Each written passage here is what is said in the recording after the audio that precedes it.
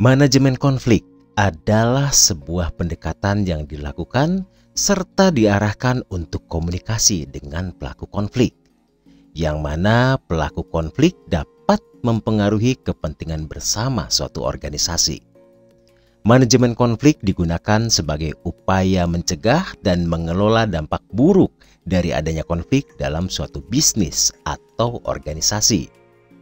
Artinya, manajemen konflik merupakan proses untuk mengelola konflik dengan menyusun strategi yang dilakukan oleh pihak-pihak yang memiliki konflik, sehingga mendapatkan resolusi yang diinginkan.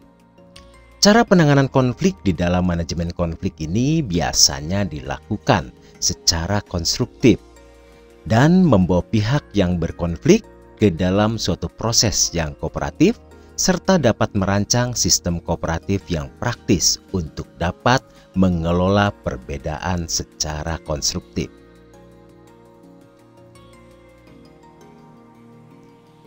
Dalam manajemen konflik ada beberapa tipe yang digunakan untuk menyelesaikan konflik yang ada.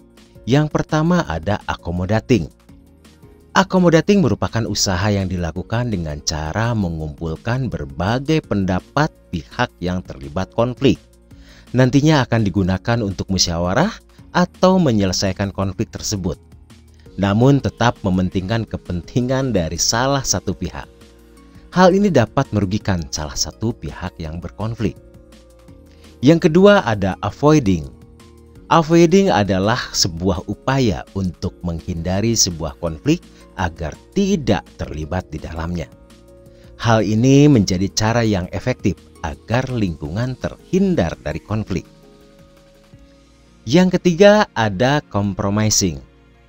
Cara ini lebih memperhatikan kepentingan bersama. Dengan mendengarkan pendapat dari semua pihak dan memutuskan jalan keluar dengan tetap mementingkan kepentingan bersama menjadi cara yang adil bagi semua pihak. Cara ini akan memberikan solusi bagi semua pihak. Ada 4 bentuk kompromi, yaitu separasi, atrasi, menyogok, dan mengambil keputusan secara kebetulan. Yang pertama, separasi.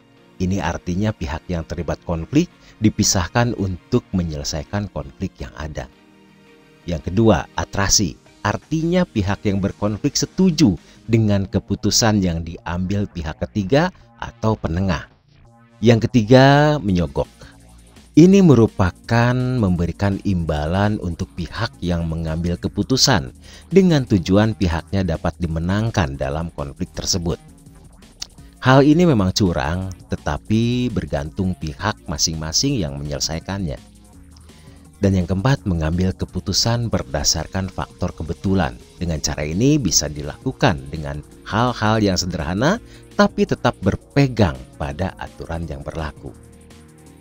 Oke, kita kembali pada tipe yang digunakan untuk menyelesaikan konflik yang ada. Yang keempat ada collaborating.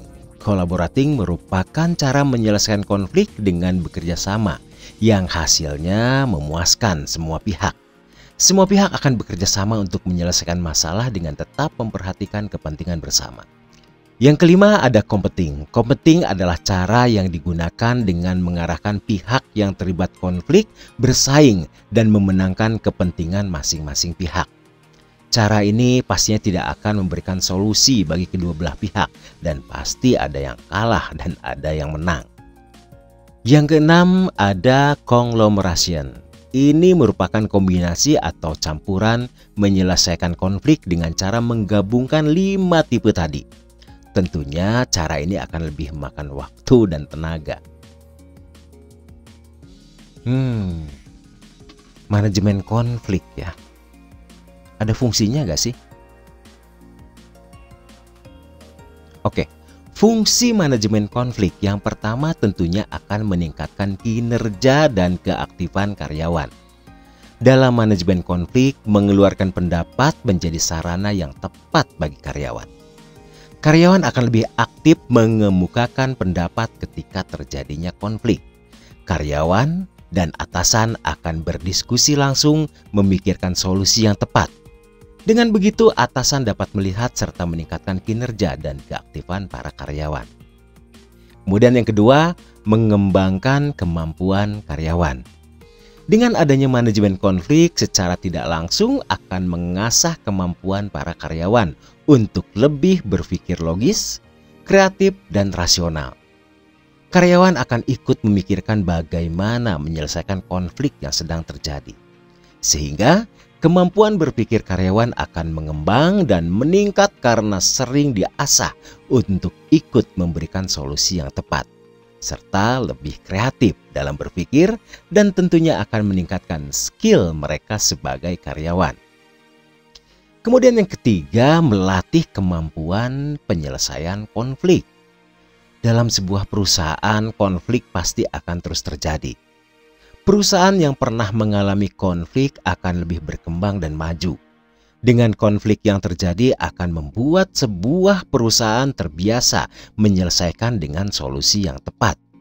Perusahaan akan lebih mampu bertahan karena sudah terbiasa dengan adanya konflik. Dan yang keempat, meningkatkan rasa saling menghormati. Dengan manajemen konflik akan ada berbagai pendapat yang muncul. Pendapat yang berbeda-beda bisa menimbulkan sebuah perpecahan. Namun itulah tantangan bagaimana Anda bisa menghormati pendapat orang lain dan tidak menjatuhkannya. Yang artinya manajemen konflik berguna untuk meningkatkan rasa toleransi antar semua pihak. Kemudian muncul pertanyaan berikutnya. Kenapa sih manajemen konflik itu penting dalam suatu organisasi? Yang pertama, tentunya karena ini merupakan bagian dari sistem evaluasi. Dalam proses mengevaluasi sistem setelah melakukan manajemen konflik, diharapkan terjadinya efektivitas sistem yang berjalan dengan baik.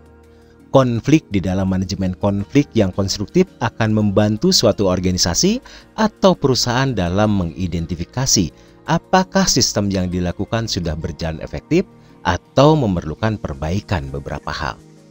Jika sebuah konflik di suatu organisasi dapat dikelola dengan baik menggunakan manajemen konflik, maka konflik akan dapat dipecahkan secara sistematis dan akan mendapat dampak yang positif guna untuk memperkuat hubungan kerjasama, meningkatkan kepercayaan diri, dan juga meningkatkan harga diri. Dan yang kedua, meningkatkan kreativitas dan produktivitas. Manajemen konflik yang dilakukan dengan baik pada suatu organisasi juga mampu menambah dan mengasah kreativitas, meningkatkan produktivitas, serta meningkatkan kepuasan pihak satu dan pihak lainnya. Dan akhirnya kepuasan kerja juga ikut meningkat. Tujuan dilakukannya manajemen konflik di dalam sebuah organisasi ini adalah untuk mencapai kinerja yang optimal serta dapat memelihara konflik dengan baik dan fungsional untuk meminimalkan akibat dari konflik yang terjadi. Manajemen konflik juga sangat berguna untuk mencapai tujuan yang diperjuangkan dan menjaga hubungan dengan pihak yang terlibat. Oleh sebab itu, manajemen konflik dalam suatu perusahaan harus dilakukan menggunakan teknik pengendalian konflik yang baik agar dapat digunakan di berbagai situasi serta mampu menerapkan berbagai pendekatan yang membuat konflik tersebut memiliki manfaat dan dapat diselesaikan dengan baik.